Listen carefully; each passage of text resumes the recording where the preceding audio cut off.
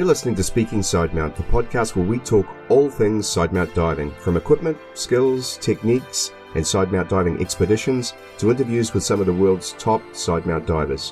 Whether you're new to sidemount, been sidemount diving for years, or just want to know more, this is the place for all things sidemount. I'm your host, Steve Davis. Let's get wet.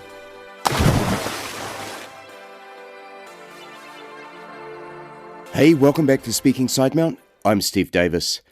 Before we dive in too deep today, as this is the last episode for 2020, I wanted to take a moment to reflect on a year most of us would rather forget.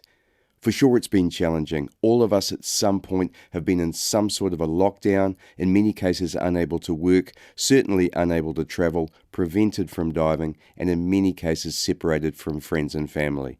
Some of us have actually contracted COVID-19. For most, it was a brush with the virus, but for a few, it became a matter of life and death. In many parts of the world, as we head into the holidays, the battle continues. Good news is on the horizon, though. Due to unprecedented investments in research for a vaccine, it seems we have several candidates that are in the process of being approved and distributed throughout the world. If 2020 was the year of the pandemic, let's hope that 2021 will be the year of recovery. And I think we're all looking forward to heading back to whatever our new normal will be. Now, while I've been deeply saddened as many of my friends and colleagues in diving have suffered business-wise this year, I've been encouraged by the positivity, the get-on-with-it attitude, and the good humour. For many of us, this year has meant, when we can, diving locally. Personally, my highlight of the year has been the trip to the Mikhail Lermontov wreck and just some stellar dives exploring this amazing wreck. I produced 18 episodes of Speaking Sidemount in 2020, an amazing array of guests. Some dive legends like Brian Kaycook came back, Toddy Velder and Chris Jewell. And with Steve Bogarts, he shared his gut-wrenching story of retiring from diving. I spoke to Brendan Allen about fixing Sidemount, some amazing instructors, PJ Prinsloo, Ryan Custari, Roger Williams, David DeBrain, Sandra Klopp, Victor Tovar, and Tamara May. Some of the young guns were also on the show, Robert Thomas and Hayon Young, and I can't forget Matt Givon and Matthew Burden sharing their stories of recovering from serious COVID infections. Thanks to all my guests for supporting the show and sharing with all of us. Now, in March, I started our Patreon community through Patreon. To all of you, thanks so much. It really does make a difference, not only to my ability to produce this show, but also to the diving that I do. For sure, I've overpromised and underdelivered in this space, and you've all been so gracious in your support despite this, and I'm very grateful that you see enough value in what I'm doing to provide some financial support. XDeep have continued to support me and sponsor the show.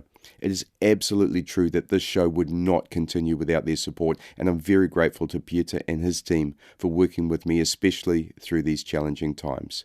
Beyond their support, I continue to be amazed at their commitment to investing in new products to improve and extend our diving. They're about to open a state-of-the-art new factory, and this year I've been diving their new frameless mask, which has become my all-time favourite.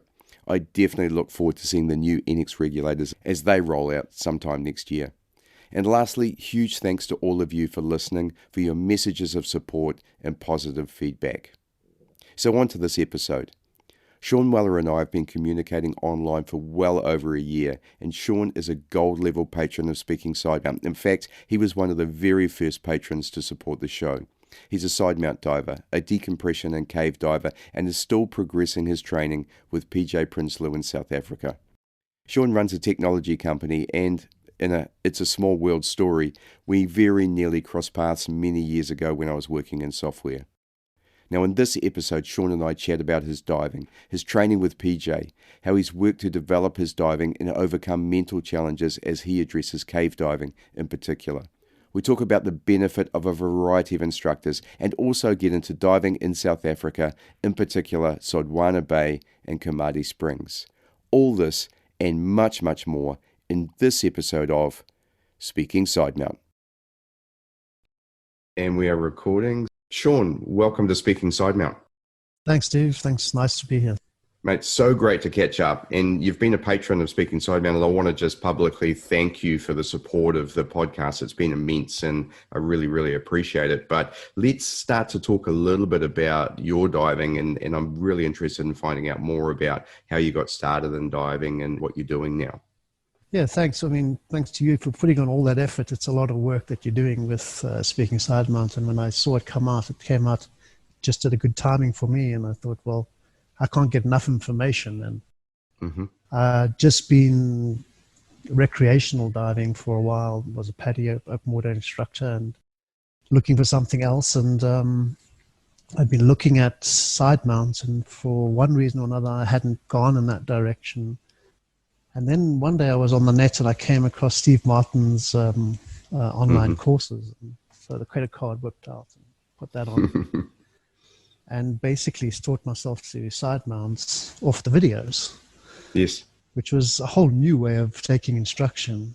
Let me hold you up there for a second, because I'm a massive fan of Steve Martin. He got me into side mounting to some degree as well. And I also am a big fan of his video series. And one of the things they kind of say is that, yeah, you can actually learn side mount from the video. So, I mean, how did that go for you?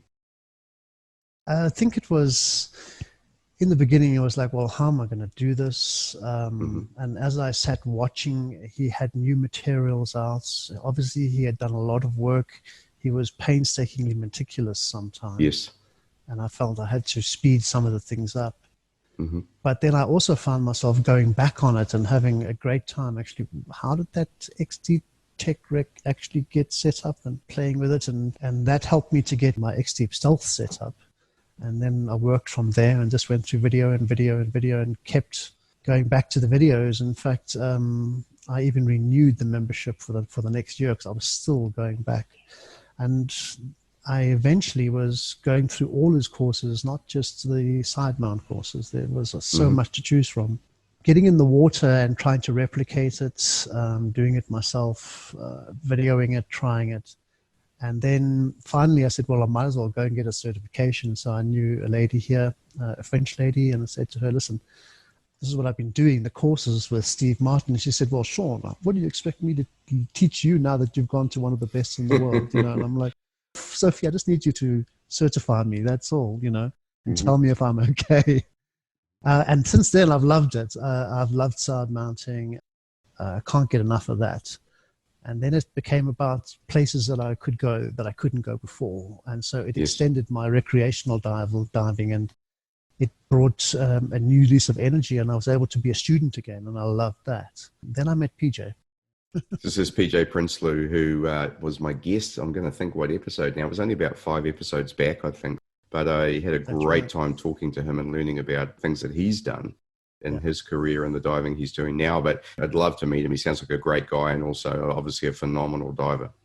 He is awesome. As an instructor, he can be a bit of a hard ass, but he is, I guess, training for people in environments that are not very forgiving. Yes. We've had times where we've sworn at each other, and times that we've laughed and loved it with each other. That's part of PJ. He certainly has the depth of knowledge and experience. And he wasn't the natural instructor for me to go to. And I was thinking to myself to actually choose somebody else who was more of an Abe type personality, and I'll work with that better. And then I realized that PJ was actually better in terms of depth and breadth. And then I realized, well, I don't actually have to like the instructor. I just need to know what he knows. Because I was still trying to wrap my head around. It took me about 2 years to get my head wrapped around just putting my body into a cave. And, I've subsequently met other people who it's their third or their fourth attempt to try and do the cave certification. And each time they just had a mental block. Well, I had that mental block before even going into the cave. But I also was significantly aware of going to the 40 and the 50 meter mark and saying, well, okay, just because there's nothing above my head doesn't mean that I can go to the surface anymore. So it's exactly the same as a cave. Yes. I felt confident with someone like PJ, but he could also belt it out on me and give me a hard time for silly things and be a bit harder, and I'd be able to take that from him. Yeah. In the end, I think it was the right choice, but then again, I also wish I maybe had a bit more diversity. There's always time for that too, is one of my things, because if I reflect back on my own experiences with different instructors and different personalities, I think I might have lucked in a little bit For instance, my initial side mount training with Jason Renault, and he's a really, really nice guy, but he's got a bit of a hard edge at times as well. I remember a couple of times him saying to me, and really direct, quite blunt, you're better than that. That was rubbish what you just did. And, I remember one thing, he says, you breathe like a train, it was like, so this was coming out of a cave, he said, you can't come out of the cave like that. There'll be a time when you won't make it, so it was really interesting. And then, I trained with John Chatterton in Advanced Rec, super nice guy again, but, can be kind of direct and has really high standards. And then, Tom Steiner, who super chilled out Swiss guy, amazing role model and everything, but mega chilled out. So I think it's quite interesting to have different personalities and different styles and learn from each of them. And I think I'd probably a bit like you. I don't know how I'd respond if somebody was really having a crack at me. But I guess, if you are going to go into decompression zones, or diving, if you are going to go into caves or deep into wrecks, then this is not trivial stuff, really. And having that awareness that, hey, I do need this. And so therefore, doesn't mean you should be abused. But of course, being a bit hard is perhaps how it should be. Yeah. And, at the same time, it was Sidemount that then brought me more towards technical. So it was, I was just going to do Sidemount recreational, but then I found something interesting in this extra tech heavy stuff, all this more equipment. And then I realized, well, I could extend my limits further. And one of the things, I had an instructor very early on who said, Sean, all the way through your diving, what you're doing is you're establishing what your current limits are and setting new limits. And until you have got the time and experience, just stay with those limits and don't go beyond them. And suddenly I had much more gas. And it was just a great platform for me to now start going deeper and further, but I needed a person who I could do that with. And that just turned out to be PJ, who I met through another mate at Gala's house, which is down in Umkomaas, a city on our east coast. It's a small town, but it's got a big diving problem. It's just dive shops and dive centers. And it's got an awesome fossilized reef just off the coast. It's very, very popular.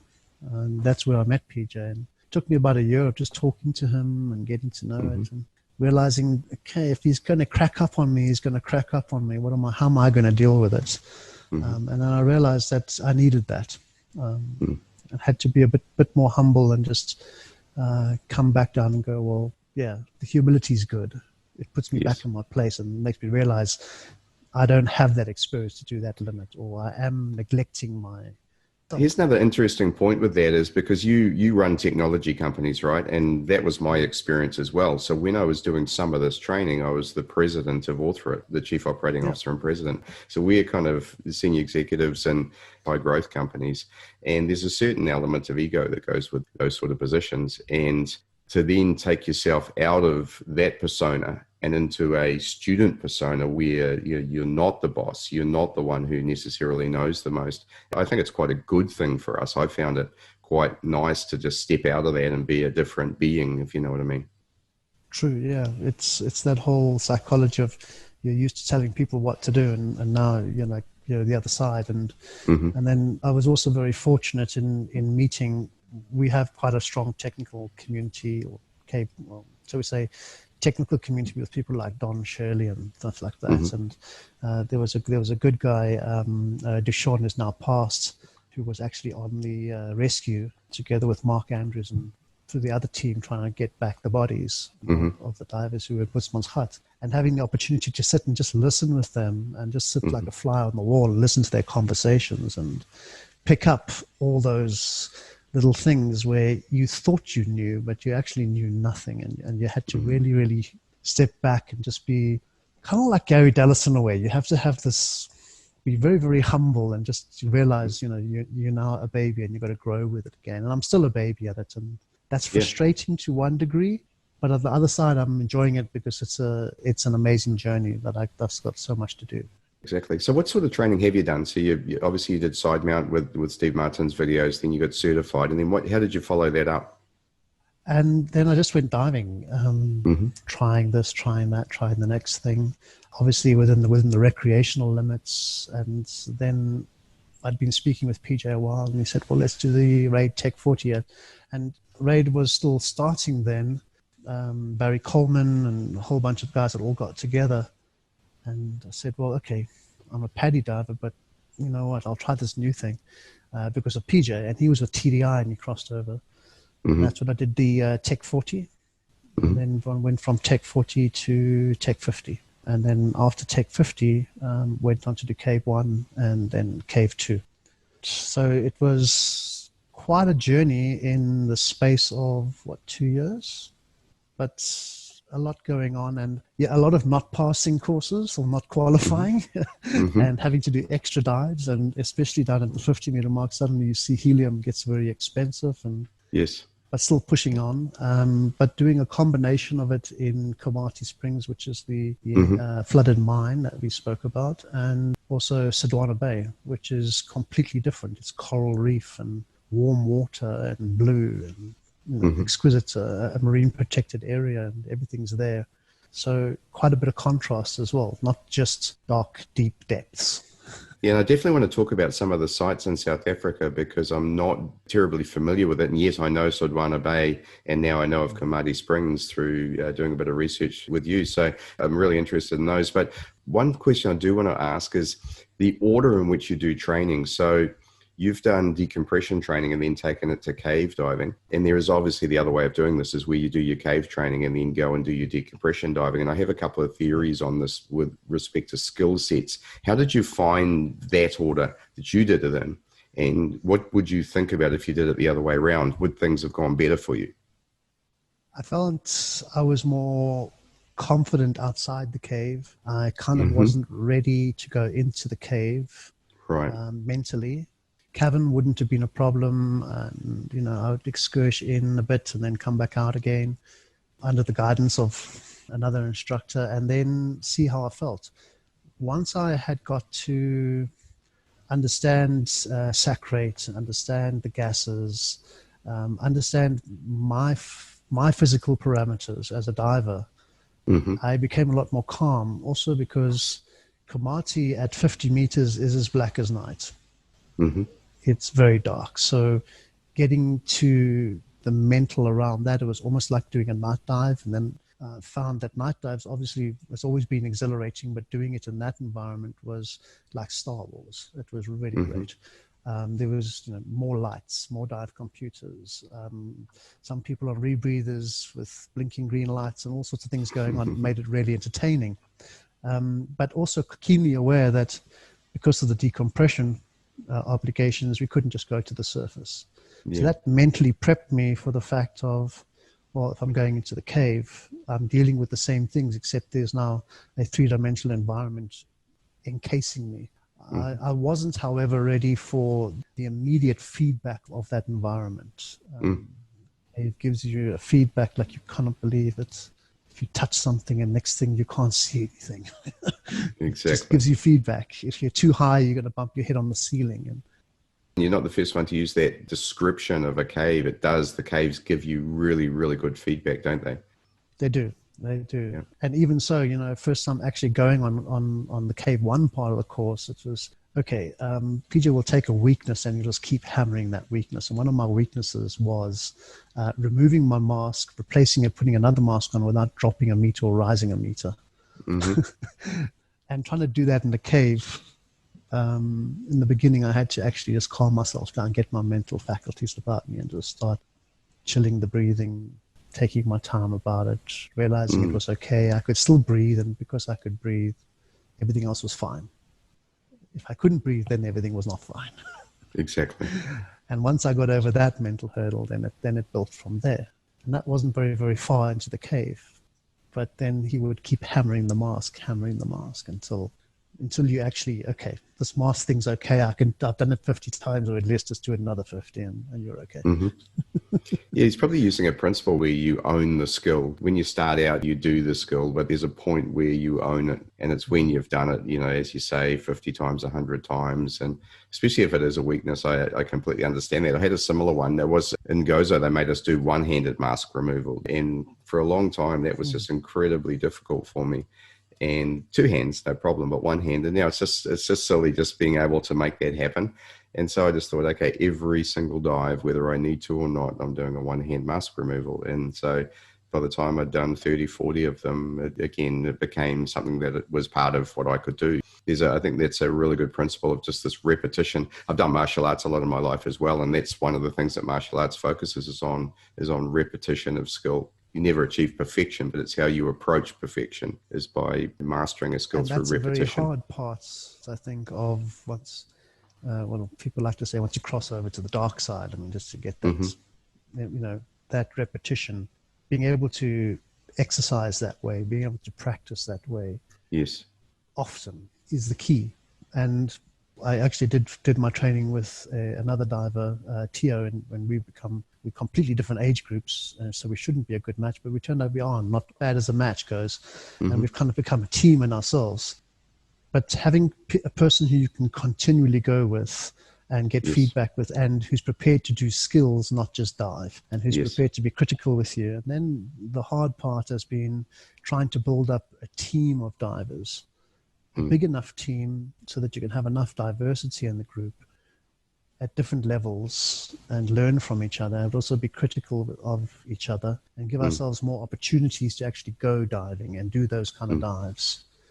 Because once you've done the 40 meter, once you've done the 50 meter, now you have to go and do more of those dives. Yes.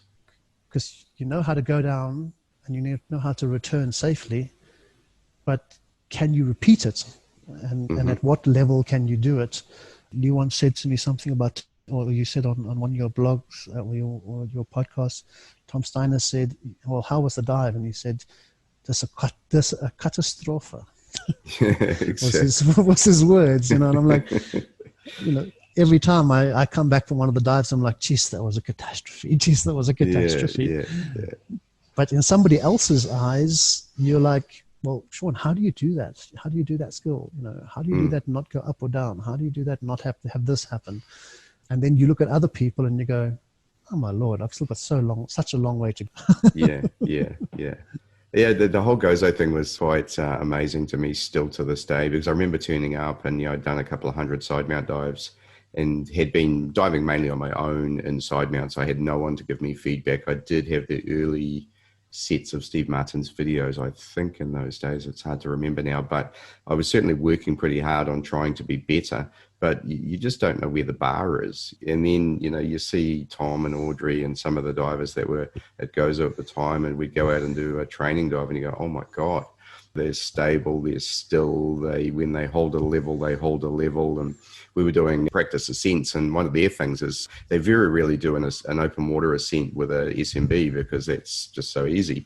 So you practice the skill of launching it, but doing the ascent, just winding your way up a line where you can hang off it is not very difficult. Whereas they were always blue water, and your only reference was the water itself and your team and your computers. Generally good visibility, which does help a little bit, but as I said, I learned so much just by failing and going, gee, that wasn't good enough. How do I get better? Watching, asking, doing, and then being able to dive for these people. And so you're right. I think having a team of people who have similar aspirations and are willing to work at a skill is gold in terms of getting better. And and dealing with the whole new physicality of it as well, and the mental thing of just sitting there and floating at a certain depth for a certain time and just breathing and just and obviously trying to do everything safely within the training, and having some events where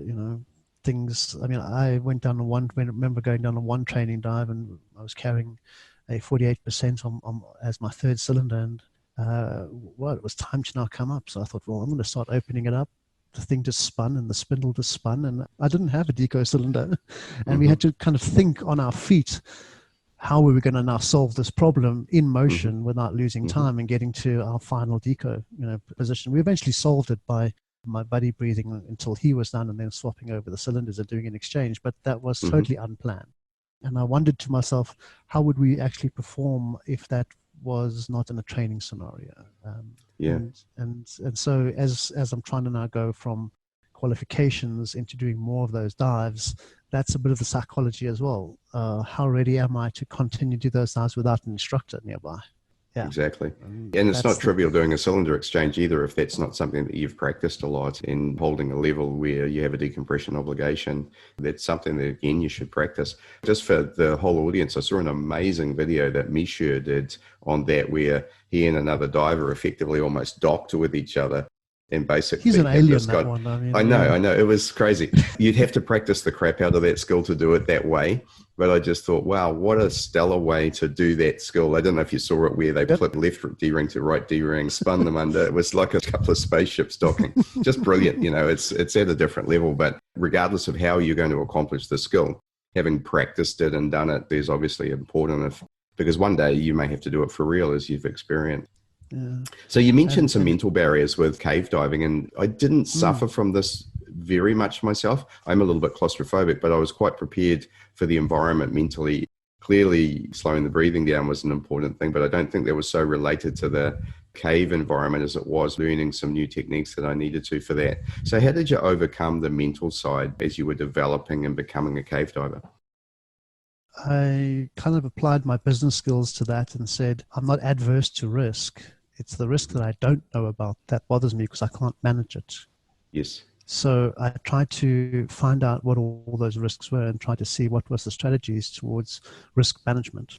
And as I was learning about it academically, I realized that if things were done in certain ways and the way that everything was planned and set up, and there was an attention to that detail and the training to go with it, that I would have put enough work and effort in to be able to manage those risks. Just things like, the rule of thirds, or some people might argue for other methodologies, the backups and the backups and the backup. How many backup torches is it that you really need? Can't have too many lights in a place that doesn't give you light. Things like that. And working out the gases, working out how much do I breathe, at what depth. I never had a fear of the dark per se, but it would be rather daunting if I was without a line in a cave without a light. And I realized then that the only way I could actually experience that was to actually go through that experience in a controlled way. When I did it, I realized just how it's sort of a hit and miss. You could go down a long distance before you find a line to actually go out. Indeed. It's just getting that under control.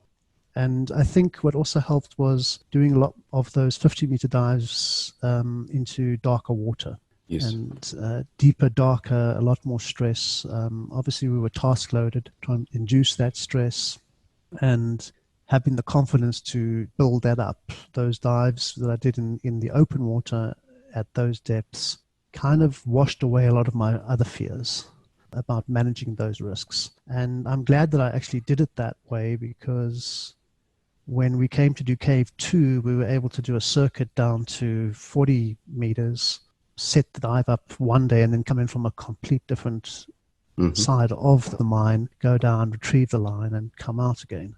And doing those type of dives, blending the gases, triox, the difference between triox and understanding that, understanding just how much gas I actually had, how I was breathing it, and everything started to come together in terms of how I was managing that risk.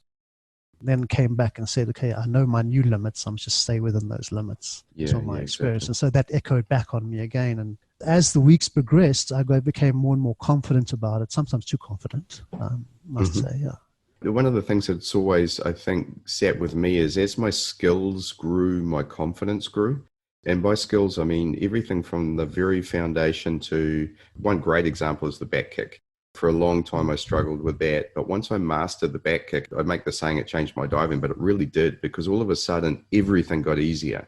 Everything got easier in the cave. Everything got easier on decompression dives, because I was never banging into people when we're trying to hold a stop either. We're facing each other and you always find yourselves, knuckling each other. And that stopped because I could back kick now. Yes. As my skills grew, my confidence grew. And as my confidence grew, for me, it was all about, number one, being able to execute, and that was important. But secondly, being self-sufficient. And the key to decompression diving, cave diving from a mental perspective in my mind, is the innate confidence in yourself, not overconfidence, but confidence that you can be self-sufficient. If something goes wrong, the first port of call is me, and I'm confident that I can solve a problem. Of course, if I'm in a team, my teammates can help me, and to some degree I might rely on them. But if you can't rely on yourself, then all of a sudden everything starts to, fall down. The house of cards falls down because you don't have confidence in yourself. You're not confident that if something goes wrong, you'll be okay. And then all of a sudden the mental pressure that puts you under creates stress. And I think things just don't work out, and you probably are going somewhere you shouldn't be. So it's this foundation of building skill sets, building confidence in your skill sets, confidence in yourself, having practiced it enough that now I'm taking it into an environment where I need these skills, or I may need them. And I think mentally that everything goes a lot better when you are that way. Does that resonate with you? Absolutely. You go into certain dives and you think, okay, well, I'm not going to do that. There is one part of the Komati cave where there's a hole. Well, each of these levels are set at about 10 meters apart. It goes down to about 200 meters. Now, I'm nowhere going down there right now, but some of those holes are twisters. So you've actually got to go down vertically, head first, and you've got a line, and you've got to twist at the same time. And something like that can be quite disorientating. When you get down the bottom, you're now trying to think about, oh, of course, where am I in relation to the floor? Am I going to silt everything out? Is this line running the right way? Will I be able to get out if I have a problem? Is that line in the right position? Is it too close to a wall or not? Now, where am I going to tie off to? And so there's a lot of things going on. And then the second time you come to do it, you're saying, well, what was I actually bothered about? This isn't so bad. And then the third time you've done it, you're like, oh, this is a piece of cake. So yeah, definitely repetition, doing it over and over again, and building that knowledge, building that experience to be able to deal with it. And even at the end of my cave too, I've still got to go back now because PJ said, listen guys, you've done well, but you haven't done well enough for us. I just think you need more experience as on your qualifying dive. You did X, Y, and Z wrong. And that was a fair assessment, I felt. Had we had more experience, we wouldn't have been so jittery. We would have taken the right path. We would have noticed the markers, which route to take in the cave as well. And we were going into a next section of a cave that we had never done before. So that was a bit like, okay, I don't know where I'm going. I'm laying the line. If I go left, where do I go? And if I go right, where do I go? And it was meant to be a 70-minute dive, and I think it was a 49-minute dive, which it was just the way it turned out. Yeah, exactly. Going back and doing another dive only helps you, I think, doesn't it?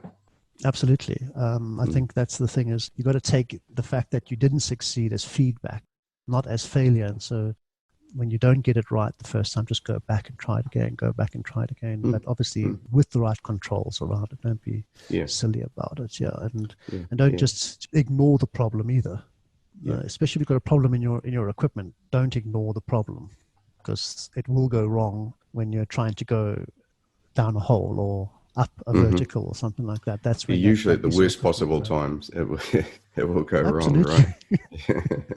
Yeah. And look, you'll be better for the previous dive as well. Having been through that experience and got it wrong, you've now got the feedback on, hey, okay, we know what we got wrong, but you've seen that space as well now. So the next time you go back, hey, I've seen this before. This is what I need to do this time. When you talked about the twister, I was just thinking of a couple of weeks ago. I was on the staircases. Let me look at my watch. The staircases. Oh wow, and they were so cool.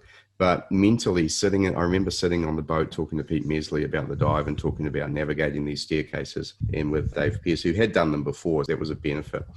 But I mentally couldn't spatially see it in my mind. And we had a little lay down in between two dives, and I just had a little lay down, and I went through and thought, if a ship's turned on its side, it's going to go this way, then it's going to go this way, then it's going to go this way. So I had about an hour of just laying down with my eyes closed, just visualizing what it's going to look like, because when they were talking me through it, I wasn't getting it. And I hate not getting it and nodding my head as if that's not me. I don't like that. So I'm glad I had that time. And it made it so much easier because I knew what to expect when I went in, and it still didn't look exactly the way I'd visualized it because everything had fallen down. The stairs didn't really look like stairs. It just looked like this massive twisted metal. But at least I knew the directions and depths and so on, that I could figure it out as we got round. And then, of course, as you said, once we'd done it once, that was great. Once we did the second and the third and the fourth, and we eventually did 8 dives, I now know the stairs, at least that set of stairs. I was speaking to Don Shirley on that as well, and he said a lot of the dives, him and Andre would actually just visualize the whole dive before going. Just sit down, almost in a meditative state. Just sit down, close your eyes, and just visualize the whole dive. from the Yes. time you get up to the time you get in to the time you get back out the water, and just visualize that whole thing, and you'll find that it actually works for you, and you can be more calm, and you can anticipate more, and you know what's coming, and you kind of got it programmed in. I think that's Might an be a interesting technique. mental tool that a lot of different pastimes or activities use. I'm sure at the high end of almost everything is that visualizing. I know athletes do it a lot where they're visualizing a particular event or activity or a particular outcome. Funnily enough, I do it sometimes when I can't sleep. I'll just go through donning my equipment, and then before you know it, you're asleep. I only ever get my left side mount cylinder on, never get to the right one. But it's quite interesting just going through that. And I used to do that a lot, basically, when I was learning the donning procedure. And that mental rehearsal, I think, is massive in terms of becoming a good technical diver and then achieving high-end dives. There is so much to grow. I mean, if you ever find yourself getting a bit stale or bored, I mean, just, go and look for something new to learn and just extend. I mean, my goal is to get down to 100 eventually, but if I'm going to go to 60, and I'll probably do 60 on open circuit, but then I'm going to change to rebreather. It just makes economical sense after that. But whether it'll be a KISS Sidewinder or not, I love the KISS Sidewinder. I love watching it all happen. But I don't know whether the KISS Sidewinder is a very good choice for our kind of diving. But, yep, I understand that. For the mine, yes, but for the open water, and listen, I'm enjoying diving it in the open water, no question. And can you dive it? Absolutely. I mean, the biggest thing I find is just a little bit of pressure on a boat, not so much a rib. So it's easy enough to manage everything on a rib. But if you get onto a charter boat, everything's set up for back mount. So side mount really doesn't get a look. And I've yet to find a boat that's kind of 100% sort of side mount friendly in terms of the racks are set up exactly the way you want them and so on.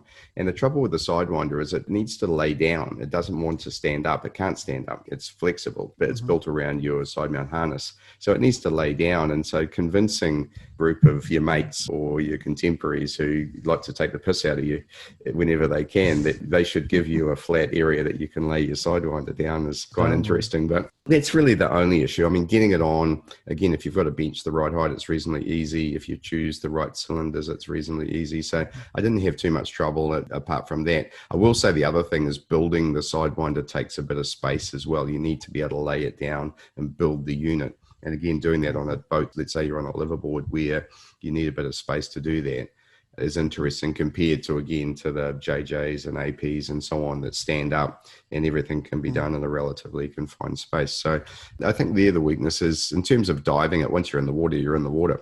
So it's all good. I'm using 7 litre or 50 cubic feet steel cylinders with it now as my offboard dill and bailout. And it's great with those. They're not a problem. I haven't really had any experience yet having to add additional cylinders on to carry additional bailout. And that's where, again, there might be a bit of an issue. I need to go and learn what I don't know around that at the moment. One thing I do have a lot of trouble with is reaching around behind me. So being able to don, as I do at the moment, another side-mounted cylinder, I'm not quite sure how I'm going to go getting my hand towards the back because it's quite hard to get your elbow or your arm past the cans. So I need to learn that. There'll be somebody who knows that, though. And so I definitely want to go and do some training with Patrick Woodman on caves on the Sidewinder because he's just all over it now. And I think it just would be good for me. I think he's a bit hard as well. So that might be a good contrast to my other instructors. The Madagascan caves would become more accessible. That would be well, awesome. They're so close to you, huh? Yeah, that's a bit of an enticement, Let's talk about South African diving in terms of what you got. You mentioned Sodwana, which I've heard of and have seen some video of, but I'm also interested in Komati as well. So tell us a bit about the really cool sites that you get to dive there. Well, I think, first of all, our ocean is amazing. I mean, we've got, warm current coming down, and up in Sodwana, you can get such a broad spectrum of life. It's just life and color and different times of seasons of the year. Obviously, all the boats tend to be Zodiacs or inflated ribs. We're launching through white water, through the actual surf. So there are a lot of precautions around that. And for some people who have never done that before, when there's a 4 or 5 foot swell running, it's quite an exhilarating thing. It can also be risky. So there are some dangers to go with that, but those are, again, managed. Getting down, we tend to have a style of diving where you've got a dive master and you kind of all follow the dive master. The north-south current, we can be swept quite a lot some days, and other days it can be absolutely no current. You can swim wherever you want to. Up that part of the world, maybe some whale sharks. I think whale sharks are actually a myth. I've never ever seen one in 10 years, so they're a myth until I see them. But definitely shark. We must be the shark capital of the world. We've got such a broad array of different types of shark, and we do baited or baited dives where they've actually chummed the water, and you can do those. I prefer to actually see the sharks one on one. That just bump into them. Oh, hello, there you are, and that's like a highlight of a dive. But you can dive for a while and not see a shark. So it is great if you can bring that all together. And going up that part of the world, you can also combine not just what's under the water, but also what's on the surface as well. There's quite a few game parks nearby, so you can see the big five on the land and in the water, which is quite nice from a tourist perspective. The country's big, so you've got to be prepared to travel long distances and many hours. But generally, the roads there and the accommodation and the options and the experience of the whitewater skippers, they're probably the best in the world. There's great accommodation and can fit everything from, you want to sleep in a tent, you want to sleep in a five-star tent that has a toilet and a shower in it. Food, mostly English speaking. And generally you can dive all year round. There will just be better or worse times. Further down the coast, past the city of Durban, you've got the LOL Shoal, and there's a few more wrecks down that side.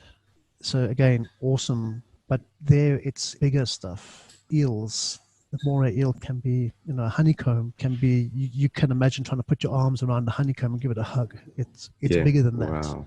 Wow. And so everything's bigger in Africa. I don't know why, but it is. Great white, you will see great white as far as that. Dived with 4 of them so far, and an incredible creature. This is just meeting them in the water? Meet them in the water. Also, if there's a dead whale, they'll anchor the whale and then skillfully and artfully get into the water with 4 great whites and 8 tiger sharks swimming around, and every other shark known to man is swimming around. But they're so interested in the whale that you're not really food for them. I think the education around sharks is quite amazing. We've got a lot of marine protected areas now. It's just keeping them protected, which is awesome. And then if you go further down, you got the Protea banks where you'll see hammerhead migrations, 300, 400, 500 hammerheads just swimming through the blue.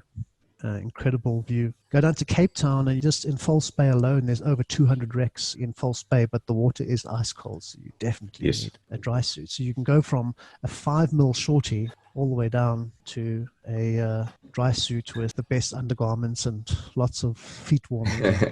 Huge contrast. You have inland. Okay, Komati is an odd one. Komati Springs is a small farm owned by Don and Andrea Shirley and managed by them, and it's got an open area which has been collapsed, but it's flooded, and the mine goes down to about 200 meters, 10-meter stages all the way down. But the whole farm is surrounded by a nature reserve. So you actually, if you step outside, you can see elephant and giraffe and everything else. And inside, you're in this little safety zone. And he's got everything there. Decompression chamber, helium, what do you want? It's there. Amazing. And so he's got his own little paradise where he goes into his back garden and goes diving every day, and he can go into a mine. And very, very beautiful inside. Very good for training.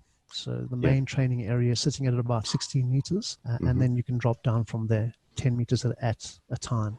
And inland training does happen, not only ocean-based training. So there's quite a lot of inland training that takes place. We have some quarries that have been flooded, and they can range normally anywhere from 6 meters down to 30 meters. Those are yours where you just go to them and just train on a regular basis. There are also lesser known places where you can get into a wind pump and basically just go down the shaft of the wind pump and things like that. But those aren't really popular dive things to do. Right. So we don't have that many cave systems. It's not beautiful cave systems. But inland, I would say it's more about training and getting the skills honed to go off somewhere else. Mauritius is quite close by, so we can go off to Mauritius and get some nice diving there. Madagascar, very, very close. Of course, Mozambique and northern Mozambique, very, very close. But if you want to start traveling to Tulum or something, well, you got a long trip. And we were meant to be going off to a lot of exotic places, and then bang, 2020 happened. Yeah, we know. Well, I mean, South Africa is such a cool place, and I had the great fortune to go there a few years ago for a friend of ours' 50th birthday, and her husband's a great guy, great friend, a cyclist, so he convinced me to do the Argus cycle race around Cape Town, Wow. which Wow. was, I think it's 110 kilometers. So, and I'm a fit It is, guy, yeah. but I wasn't much of a cyclist. So, but I absolutely loved that. And then my payback was I went to do the shark dive nearby there. So I did the great Yep. white cage dive. Can't remember the Oh, name in of a the place. cage. You Okay. probably know.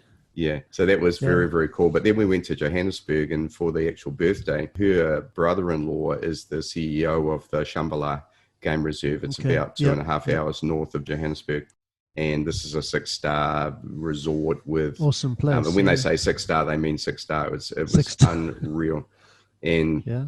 there's Mandela had a home there. So there was you were able to tour his home. It's kind of like a shrine now.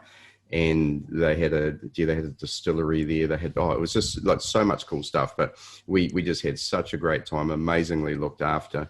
When I saw Komati, I kind of had visions of Shambhala there as well in terms of the game reserve and the accommodation, and then the ability to dive there in what looks like a fantastic mine just looks unbelievable to me. That would be amazing.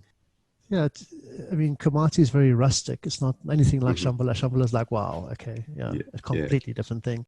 But Yes. for a diver who wants that type of thing, there was an area called Rocktail Bay, but since the dive center's closed down there, but there was a resort right there, and Right. it was kind of that Shambhala type of experience. Really exclusive, really amazing. You're completely secluded, and there's nothing like getting up in the morning, getting onto the back of a truck or bucky, as it were, van, Yes. and being taken down to the beach and getting onto a boat, going for a dive, coming back and then climbing onto a sand dune where you've got 2 tables put side by side and your breakfast is out there on top of the sand dune. And you can look up and down the beach, and for the whole time that you're having breakfast, you don't see a single soul, and that is priceless. All you're doing is just watching the roll of the waves hitting the coast, and then you've taken a bit of a break and go back for another dive. So priceless. We really are spoiled for what we have. And I don't think we do appreciate it enough. We always look at everything else. But we've got quite a lot of diversity and quite a lot of things that we can do. I don't know whether we kind of appreciate it enough. We kind of get blind to it. Yeah. Well, I think during COVID, one thing we're doing here in New Zealand is we're diving home. You know, you can't travel at the moment. We've had Truck cancelled this year. We've had Mount Gambier cancelled. And so, hey, we've been diving at home, and it's been really good. I mean, I think we appreciate what we have here. I think what it's given us the opportunity to do is to do a few sites that we know of that we wouldn't normally do because they'd be replaced by an international trip. So there's a lot more of that going on, and we do have a bit of diversity as well. It's just a matter of getting around and doing it. Yeah. So, and listening to what you've got there, I think there's plenty for you to get your teeth into for at least another year or so until this all clears up before we get back to international. My truck lagoon was cancelled. PJ, he just snuck out just before and managed to get back into the country before. That was lucky for him. But then during the lockdown, we managed to get into Komati. It was debatable whether we should have been out or not, but we were there anyway. We were going to go diving. We've been too dry for too long, and my swimming pool just wasn't fixing the fix anymore. And straight after that, he went off to Malta to go and do the expedition, to do another season of that. And again, just amazing pictures. When you see pictures of that, you're just like, what can I go do? So planning now a little thing to go and find any little part of South African coast that hasn't been explored and go and dive it, basically. Oh, good for you. Yeah, love it. That's awesome. Just challenge ourselves that way. And I guess, and you've got the Cave 2 thing ahead of you as well. So it sounds like you've got plenty on your plate. Hey, Sean, mate, thanks very, very much for joining me and sharing a little bit about your diving, and also sharing something of South African diving. I think I learned quite a bit about also the training that PJ's doing, and the way that he addresses that, and also the way that you've overcome some of the barriers to your own skill development and training. I think that's just awesome. And I really hope we can dive together sometime. We've been in touch for a while now. I think you're one of my very first patrons. If you weren't first, you're in the first couple. Thank you again for that. And South Africa, as I said, is such a cool place. So once COVID's done and you're looking for somewhere to go diving, I think, again, it's a terrific country, and it has, as you say, so much diversity to it. I know the difference from my own experience from Cape Town to Johannesburg alone was amazing, and I didn't get the chance to go to some of the other great places like Durban and so on. So it's something to look forward to, I think, in the future once we get past our current issues, if we call it that. You guys have, you're also on the bottom end of the world there, but I'll make my way down there sometime, and I'll come and do some training with you, and then you can teach me what you know, and then maybe some workshops or something. And how do you get down to New Zealand and go and do training? That's the problem. You arrive down there, you want to drive, you want to go between this country that's got 2 islands, and how do you do that and go do some training? So you need at least 2 weeks, I think. Oh, you need at least that. Yeah. It's not a big country in terms of seeing it. You can see New Zealand in 2 weeks and do a reasonable job of it. And then, we could just factor in 4 days of diving or something and go and do some cool stuff and workshop some things if that's what you wanted to do. I've had some people who had training booked with me that were doing similar trips and they got cancelled due to COVID. But I think for them it was, and for me, it's also important that if somebody comes here and comes this far, that they do see the country, because it's way worth doing that. And then it's, as I said, as you come to the northern part of the country, which is where I hang out, good diving here. And it's just a matter of, we'll book some trips and make it happen, huh? Well, Poor Knights and the Canterbury wreck is not too bad. Poor Knights, bad, Canterbury, reefs. And again, it's different. It's actually it'll be different to what you're used to. But on a good day, the Poor Knights is amazing. No problem. Thanks so much for having me. And again, keep up the effort. I know, kind of think of you sometimes, and I'm thinking, oh gosh, you're doing this all by yourself. But at least the subscriber base is growing, which is great. I really do appreciate you doing all this work. Thank you, mate. It means a lot. Catch you soon. You too. Bye-bye. Hey, thanks so much for listening to this episode. I hope you enjoyed listening to it as much as I did making it. It was great to finally connect in person with Sean and have a chat about his diving, and also to learn a bit more about training with PJ Prinsloo and also the diving in South Africa. In particular, I really enjoyed hearing about Komati Springs and the surrounding environment and some of the real diversity that they have in South Africa in terms of diving. Love to revisit there sometime. Thanks again for joining me. Thanks so much to all of my patrons of the show.